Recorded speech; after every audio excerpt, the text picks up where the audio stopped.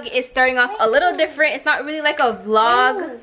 We're just gonna share with you guys our experience to this whole that thing that's going on right now. I'm gonna share our experience. Sean's gonna show you her experience because she did have to go and get swabbed and stuff like that.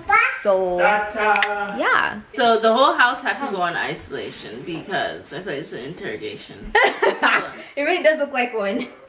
As Shauna is a nurse, as many of you guys know. In my last vlog, if you guys remember, I was asking her how does she feel through this whole thing.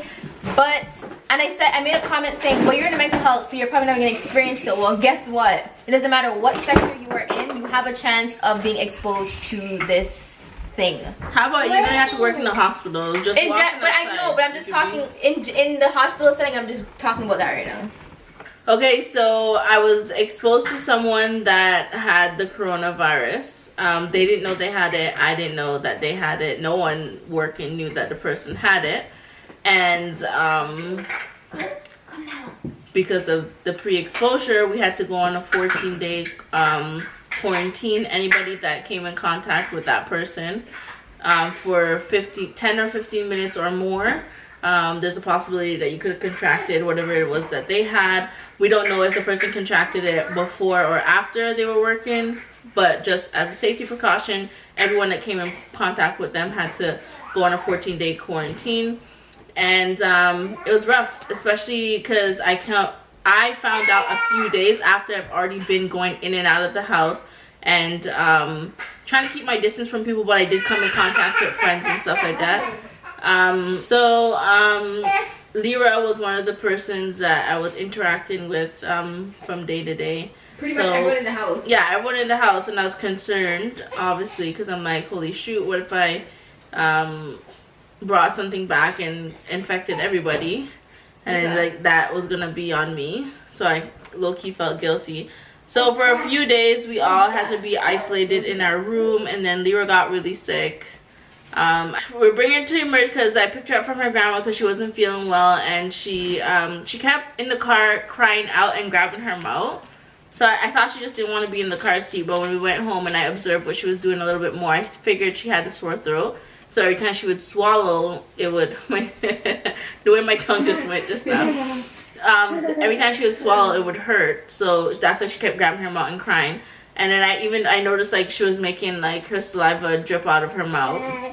Like she wouldn't swallow. And then that confirmed that she had the sore throat. So she had the fever, sore throat, and she just wasn't acting herself, wouldn't really eat or anything. So I was like, I need to take her to the emerge just to confirm, just in case. At this point, I didn't know that I worked with someone that had it, so I just figured maybe what if I brought something back from outside, or she couldn't really contracted it from anywhere else because she didn't really go outside other than when she was getting dropped off to her grandma, or when she was already sick by the time we were coming home.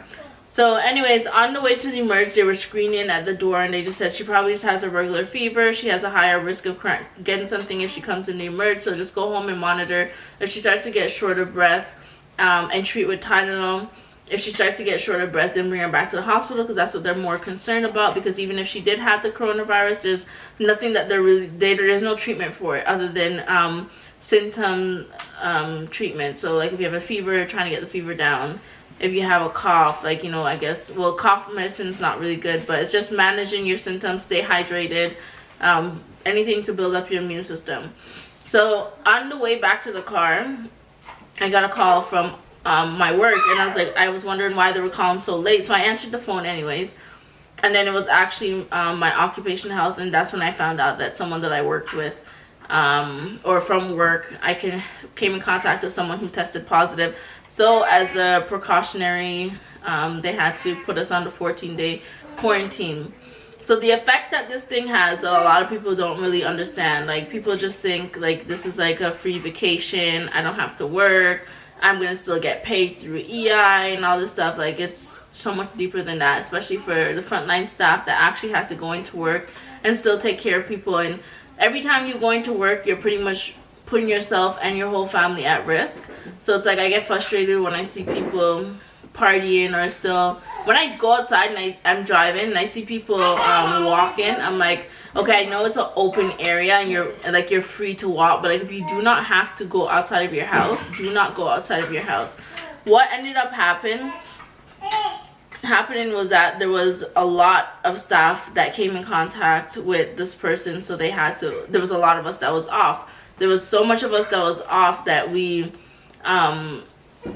didn't have enough staff to operate the floor. Like, that's how bad this disease is. And mind you, I do not even work on a medical floor. When you work on a medical floor, you're pre-exposed. Like, anyone you come in contact with, they're sick. You don't know what they're sick with, so you're always putting yourself at risk. On a mental health floor, you have a little bit of a break because people that are coming in, they're not coming in because they're sick. They're coming in because they're mentally sick. So like, you think you're a little bit safe compared to everyone else in the hospital. But the fact that we're still working in the hospital facility, as well as people are not obeying these rules and laws, and people are overlooking symptoms, and you can even have it before you even have any symptoms. So it's just like, it's such a dangerous thing. It's like, I just feel like when it comes to this thing, it's not, I just feel like some people don't take it as serious. Like, they send out and tell you guys, like, these are the symptoms that you should look for. Yes, they are similar to the flu symptoms, but I mean, to how this thing is spreading, I feel like even if you have a little cough, like, monitor it and check it out and keep yourself isolated. Yes. They say that this thing can live for 9 days on the surface. So it can live for 9 days on the surface. So I could literally cough somewhere, have the virus, not know I have the virus, and then 2 days later find out I have the virus. Now that place that I had coughed 2 days ago, someone goes and puts their hand there, and then they forget and they go and eat their lunch. They now have the bacteria inside of them. Like it's just so easy to contract it. Like, and the fact that you cannot see it, that's the scary part. Like, I don't think people get that, the fact that you cannot see this bacteria. And so with our whole experience in this, it was mentally, I'm not gonna lie, it's like, first of all, you're already isolated in your own house, but to be confined in your room, and then we're trying to keep the kids away from each other, like it was so stressful. Every morning that Libra woke up, she says Nyla. As soon as she hears Nyla, she wants to go to Nyla.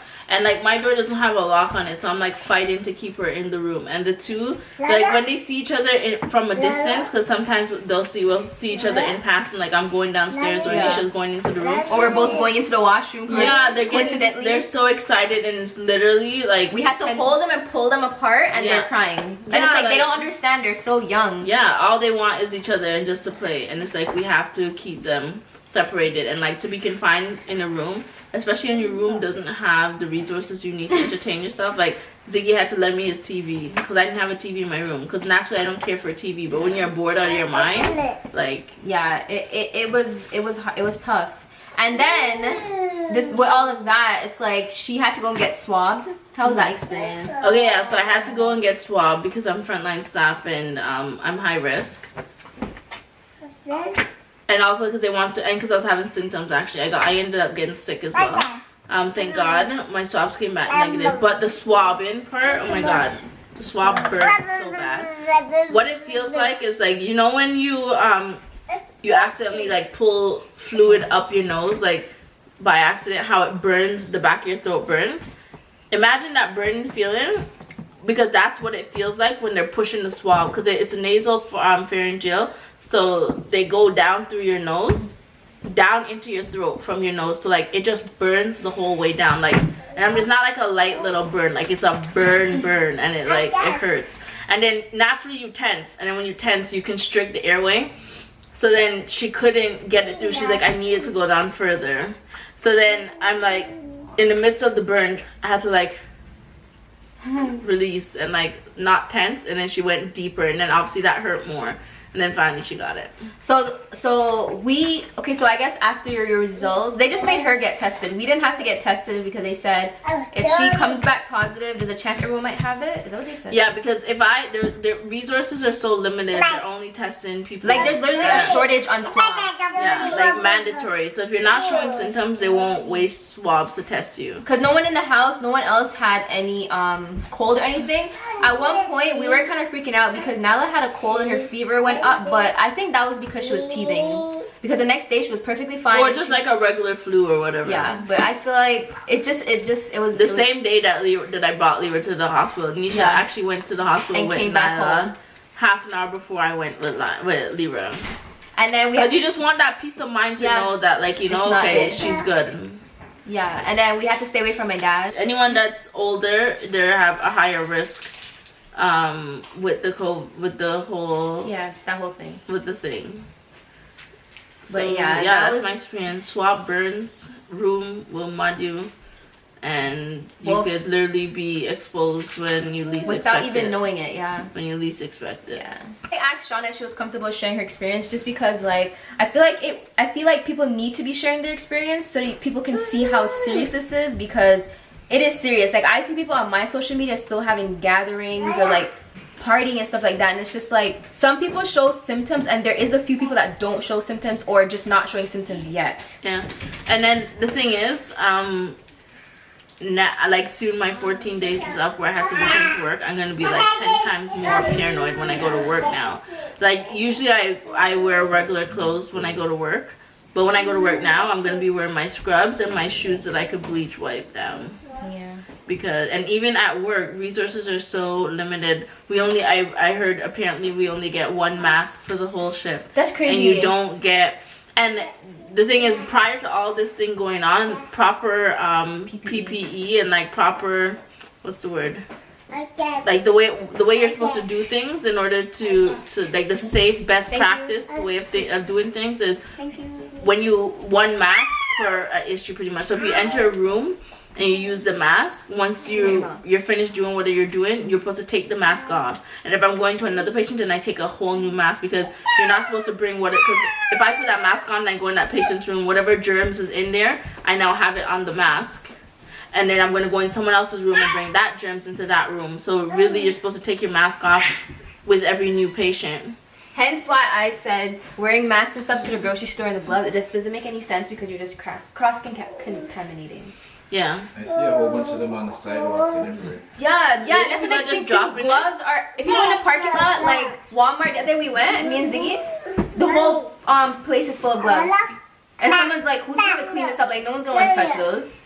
So it sucks for the person that has to clean them up. Lyra, wait till she sits. But yeah, Dad, you want to share your experience, how you felt being confined in your room? Like, were you scared? No, Lyra, you can't sit. Huh? Come. So yeah, like I said earlier, my dad did have to kind of stay away from us. But I'm gonna, he can share his experience. Cause he's warm. How did you feel about this whole coronavirus thing? You only have 3 minutes to, make it 3 minutes. You only have 3 minutes to talk. I'm just saying it's serious things happening, and just everyone just take the proper precautions and just work with it, you know? Remember all those kids who don't want to go to school and they can't stay home? I know. They're gonna get so bored, oh my god. They'll be crying to go to school. All the parents, yes. I remember my historical days when I was younger. There's been times when we're, not like this, but I wanted to go to school, but it's not safe. You must be happy that we're big kids. That's what we worry about. Grocery, having to keep us busy. I'm not worried about those kind of But how did things you feel being like confined in the room when Shauna came to you and said, like, public health said? I didn't feel any way, because you know, say, I just felt, they would say my heart no leap, you know?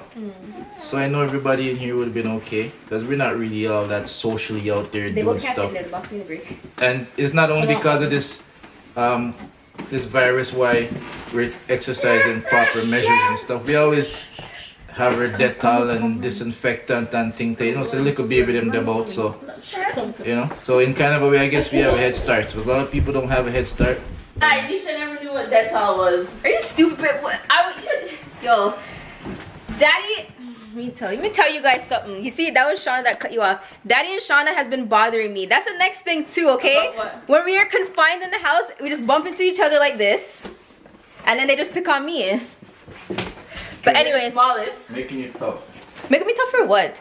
Anyways, yeah, so that was our experience. For life, Nisha after Corona Panadamak. I don't know if Shauna mentioned it, but she did test negative. Guys, when I said she tested negative, we were literally rejoicing. Yeah, like, we ran out of the room hugging, kissing. Like, yeah, literally. We ran out of the room, we're hugging, kissing, sharing saliva and shit. Because we're like, yo, we're negative. What the heck? Shauna was really happy. So yeah, that was just our experience. God, it's so noisy. That was our experience. I just want to share that with you guys. So like I said earlier, this is a different type of vlog, but I feel like we need to raise awareness, and the only way for us to do that is for people to actually be sharing their experience, because people are just taking it as a joke. And people need to stop using the gloves in their house and let it to the nurse them the front line of that. Yes, that's true. You know, I'm wondering how relationships are these days. Like, I mean, boyfriend, girlfriend, one that live over there and one lives over here. They staying away. The social distancing. Yes, exactly. The social distancing. How is that affecting that relationship? But that's why they have social media. It keeps us closer. No, I'm being serious. No, because modern technology, I mean modern technology, you could FaceTime and stuff. No, that's I'm physical deeper than touching that. and Deeper stuff than like that. Well, 14 days of not touching nothing. It's not. True, you know, no boyfriend. I can't. Why not? Okay. So let me say something. Also, the government is doing all these things to give people that staying at home free money, but yes, you can't come up with money so man can wear multiple masks. No, but it's true though. Like even proper PPE. Like you have people in the community that are raising money. But people that are out there risking their life is not doing nothing for them. Not even raising. We're not getting paid overtime. Yeah. We're not getting paid nothing. Yeah, because if you work in the grocery, they raise their wage by $2. You have people in the community that are finding ways to raise money to buy masks and like PPE and all that stuff for the nurses, which is pretty crazy. I actually want to do that, but I'm just like, How do you start? I know how to start it. People stingy, they're not gonna give you. I feel like people would support. But then they want to come to the funeral. A lot of my subscribers, flowers. You're so dumb. A lot of my subscribers are actually like nurses. Yeah, some of them has been reaching out and sharing with me like their. So then that's like taking money out of my pocket, putting it in my pocket. So for all nurses, how we all gonna raise money for each other? We're helping each other out. Did you guys actually read all those books? So I'm Skip read. Let's see the books. Show them the books. This one was annoying. Just put the whole picture thing on there. There's only one of them that this is the one I actually read, the Fundamentals for Nursing, because they had like cool pictures and stuff like that. Cool pictures. Yeah. So you just looked at the pictures? Yeah, it was cool looking at the pictures. But anyways, the first set of encyclopedias I bought for you guys. These ones, right? These are old school. But yeah. So if any of you guys have had to go through the whole testing thing. Actually, I was gonna say let me know down below, but I know some people probably don't even want to share that. I want to know if there's anyone out there that had it. And, like, you're gonna wet me up. But I want to know if anyone has had the the whole thing, like the VI, and has recovered from it, or if you know someone, because I know some people are probably not gonna want to share. Yeah, which you to be me, anonymous. Yeah, or if you know anybody, because I personally don't know anyone that has it, but I don't know anyone that has it. Me either. It's scary though. And if you recover from it, are you able to get it again? Are you susceptible? No, they said your your system's immune to it. Your body builds up antibodies to it. So then, if they give a vaccine now, yeah, but everyone's gonna get the vaccine, or just the people who have it? They're probably gonna do like an option where it's like you can do it if you want to. I don't know. I think people that have type O blood, I think they're probably immune to it, because that's the best blood. They said they actually have a shortage on the blood. They said O negative people are they're not immune to it. That's what you are? No, he's not. I am. I can give blood to anybody. So what are we? I don't even know mine. Positive. I'm B plus. So where I get B from? Your mom? How do you find? I never found out mine. You're pregnant. Everyone's supposed to know what their blood type is. You know if you're positive or negative so that they know. Well, I don't remember mine. But I'm the one that anyone could get it. Leroy's B plus too, because both me and Ron is both B positive. So me have alpha blood. Are you sure? 100%. I've been bragging about it since I found out. Well, they need blood. Why don't you go donate? They don't want my blood. So you guys subscribe to the channel. I hope you guys are enjoying my vlogs. Even though we're confined in the house, nothing we can do. But this is the reality right now. This is the reality of things. Sean, you see what I mean? Like, go back in your room and be confined. Anyways, guys, I'll see you in the next vlog.